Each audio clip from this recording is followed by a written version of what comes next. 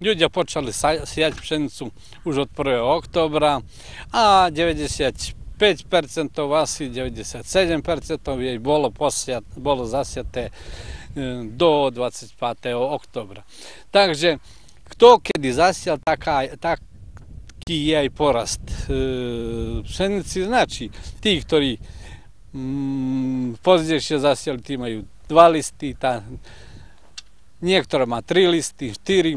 Je to tí, čo prvý zasiali počiatkom okolo 1. októbra. Tu sa už môže pocítiť aj počiatok bokorenia.